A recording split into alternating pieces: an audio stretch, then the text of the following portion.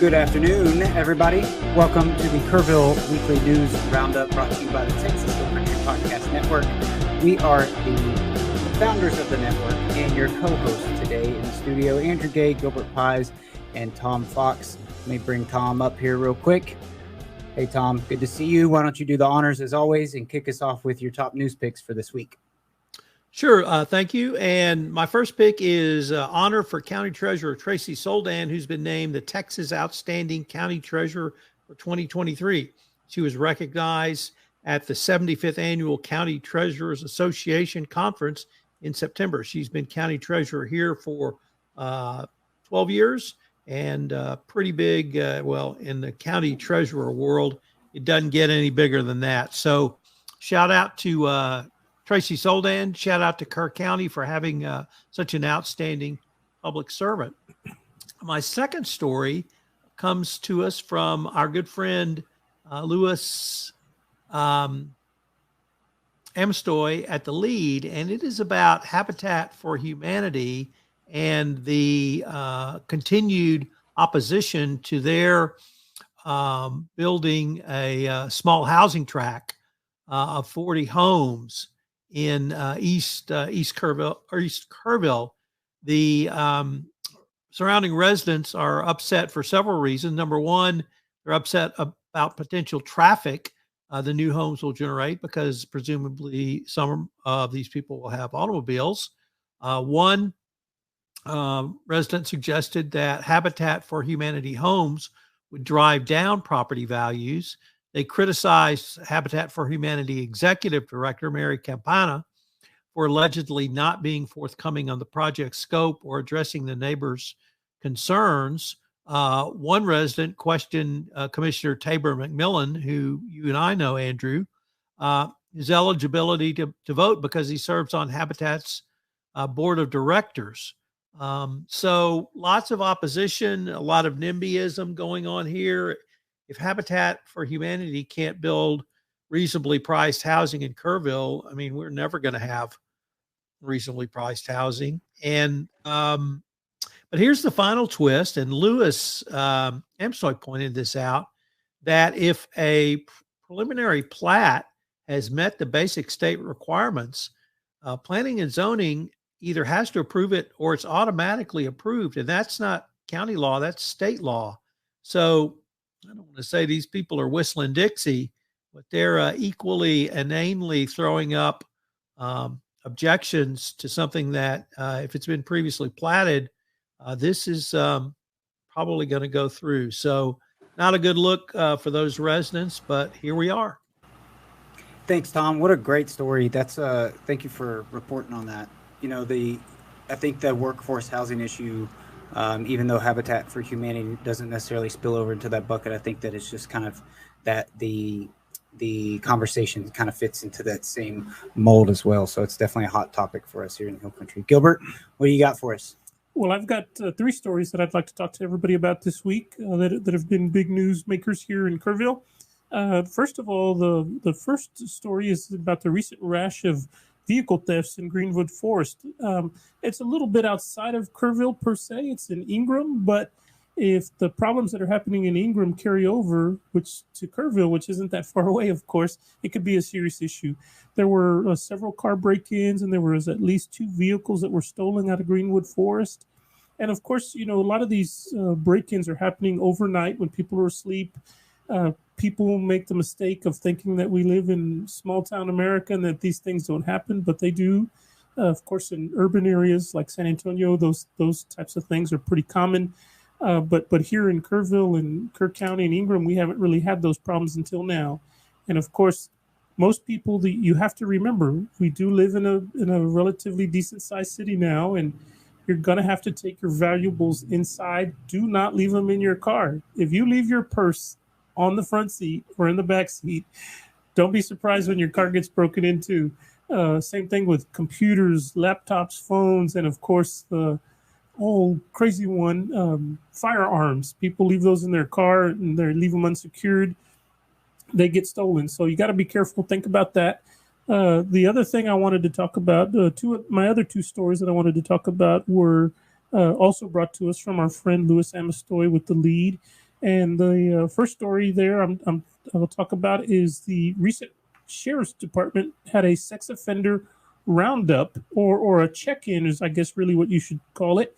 What they did, and I think this is in anticipation of October 31st, which is Halloween, and kids going around neighborhoods. They did a very timely. Yeah, very timely. They did a check-in, and so they were able to locate or at least identify several sex offenders. They did a check on 71 sex offenders, and they found that 11 of them were out of compliance. They also found one that was found a fugitive. It doesn't say here if he was actually a sex offender, but he was definitely a fugitive. And then they're still searching for 2 others that are part of the sex offender program, but they couldn't find them, so they're looking for them for possible registration and probation violations. And then they also, in the process of doing the check-ins, discovered some information about the sale of narcotics in the area, which, of course, is a big problem for every community, not just Kerrville. And then last but not least, also from our friend Lewis, Kerrville Police Department is launching their annual Blue Santa program. If you're not familiar with Blue Santa, it's a program designed for children 13 and younger who are in families that, are having a really tough time making ends meet. And they're trying to just bring the holiday spirit of peace, love, and happiness to these families. And so if you know somebody that perhaps is eligible or is interested in the program, they can pick up an application at the Kerrville Police Department inside the main lobby between 8 and 5 p.m. There's an application process. They don't just let anybody participate. There's an application process, and there's some requirements before you can participate. But in addition to toys and gifts for the children, the Rotary Club also helps provide food baskets to make sure that everybody in the family has a good holiday. So if you know somebody that could be eligible, ask them to go pick up an application. The applications are due back, let's see here, by October 27th. So you've got to the end of the month, basically, to get your application in there if you're interested. And then, of course, even if you're not interested in participating in receiving a present or a gift from Blue Santa program, if you're interested in making a donation, which is also very important, because, of course, without community support, these programs can't be successful. If you're interested in making a donation, you can also make a donation to KCPAAA, which is the Kerrville City. No, let's see. There's a nice acronym. Oh, it's the police. Dang it! I'm just going to watch you struggle with it. Yeah. Say the acronym one more time, though. KCPAA. It's the. Okay. I know Lewis has it in here somewhere. Here we go. Kerrville Citizens Police Academy Alumni Association. That is the group that actually puts on the Blue Santa program. It's a long acronym. Yes, it's a heck of an acronym. You can always make a donation to the program. They are a certified 501c3 organization, so any donation you make is tax deductible, and they would be honored to receive it. You can certainly mail it to them at P.O. Box 290629 here in Kerrville. And, of course, the zip code, because it's a P.O. Box, is 78029. Or I'm sure if you made your way to the police department with a check for Blue Santa, they would gladly receive it for you. I don't think that they would turn you down. Yeah, I think they would forward it on. So, Blue Santa, think about it, participate in it if you can, and make a donation. Thank you. Thank you, Gilbert. For myself here, I got 2 mentions for us this week. Number one is the one and only infamous Kinky Freeman will join Quiet Valley Ranch for Welcome Home Fest. This is under the umbrella of the Folk Festival. They made an announcement this past week. The Kerrville Daily Times had an article on it. He will be playing there next weekend, October 13th. And shout out to Tom Fox, who's here with us. Just recorded an episode on the Hill Country podcast, which is part of the Texas Hill Country Podcast Network, with Deb Rouse, who is the new executive director of the Kerrville Folk Fest. So I was fortunate enough to be able to sit in on that interview. Wonderful podcast episode. Just came out earlier this week. You can find it on our website, or it is on Spotify and iTunes as well.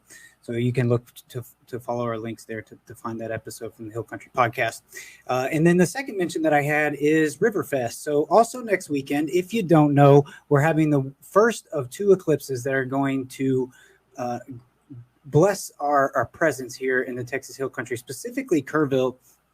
But at the same time, we're having a couple of other events that are happening here from the city's perspective. At the same time, this eclipse is going to happen next Saturday, October 14th. Riverfest is one of them, so I wanted to mention that. That is going to be a festival that's happening with some live music, tons of vendors, lots of lively action down here in Lewis Hayes Park next weekend. And like I said, it's going to be during the Saturday during the time period on Saturday when the eclipse is actually happening. This is going to be the annular eclipse. So in April, what we will see is a total solar eclipse, but the one that we're going to see next weekend during Riverfest, while Kinky Friedman's playing at the Kerrville Folk Festival, Quiet Valley Ranch, is going to be an annular eclipse. One other shout out to our podcast network, actually, for Tom and myself had recorded a podcast on the eclipses. It is on our website and Spotify as well, and iTunes. But in this most recent most recent magazine issue of the Kerrville Area Visitors Guide, I'm going to hold this up. I don't know if y'all can see this. Let's see if I can do this here. This is the Kerrville Area Visitors Guide. So this is from the Texas Hill Country Culture folks, which is actually owned by the Daily Times, I believe, if I get my facts straight there. They just released this magazine issue. I picked one up the other day from the Daily Times, but I believe you can grab them at HEB and a few other places around town. And this has a great article in there about the annular solar eclipse coming up next weekend, how to watch it, where to watch it, things to look out for, some fast facts, and just a little bit of the backstory and the differences between the annular eclipse that's expected next weekend and a total solar eclipse that we're going to see in April. What's the difference between those two? How do they differ? And what to expect. And then last but not least, they did mention us here as a resource. So we got the first mention of the Night Sky podcast, the award-winning Night Sky podcast in the newest issue of the Kerrville Area Visitors Guide. So thank you guys very much for your support there, for our podcast, and for the shout out. We greatly appreciate it. So those were my only 2 mentions for this week. Before we get off, do you guys have possibly planned for this weekend? Do you have anything exciting going on? This is one of the greatest sports weekends of the year. Oh, it's the 11 a.m. Saturday, Red River Shootout. That's right. UT will stomp OU. They will stomp. You heard it here first. Tom Fox's prediction. What's that's 11 That's 11 a.m. 3:45 a.m. The world champion Houston Astros start their 2023 title defense against the Minnesota Twins at Minute Maid Park in Houston. Yes, Carlos Correa is returning to the Houston Astros. I can't wait. Playoff baseball is the best, at least as long as the Astros are in it. So I've got a great sports day. And it doesn't end there, because Sunday night, the Cowboys are going out to San Francisco to play San Francisco 49ers, the 2 top teams in the NFC. Once again, can't wait. So I'm going to bookend my sports watching weekend and end it with the Cowboys. So how about them Cowboys? How about them? Tom's going to have some serious quality TV time, sports watching time. That's awesome. You better check yourself, Tom. You might have a heart attack if all 3 of your teams win or lose. We don't want them to lose. Yeah, I'll have a heart attack maybe if they lose, but no, I'm pretty good if they win. I'm a pretty good loser, but I'm a crappy winner.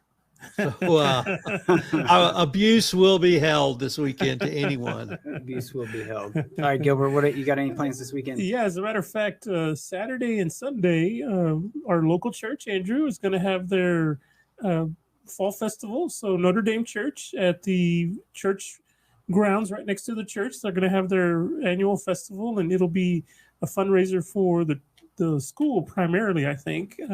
But it'll be a good time. They'll have bouncy houses, games, and food, a live auction, silent auction. They'll have bingo on Saturday, And oh, but did I mention food? Yeah, they'll have a lot of food, and then music too. They'll have some music, so it'll be fun. If you've got time, please go out there, help support that local church and the school, and if nothing else, get some food and drinks and enjoy the weather. It's going to be a really nice weekend. Say, that's what I think we're all looking forward to. I'm looking forward to some nice weather this weekend, and that sounds like it's going to be fun. I think we're going to have a really good turnout there.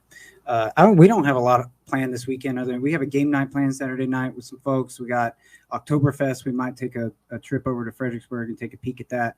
But Sunday, my wife and I are playing in a co-ed flag football fundraiser over in the eastern part of the county. So that's going to be at Bobcat Stadium. So that's going to be a fun. I might come. You might see me next week with my arm in a sling and and a knee brace on. You'll know what happened. Sounds like fun. Be careful. Be safe. That's right. Okay, everybody. Thank you so much for tuning in. That will do it for us this week. I hope that you have a safe and fun weekend. Get out there, do something fun, enjoy the weather, do something local, stay local, support local. We appreciate your support. Thank you guys so much. See you later.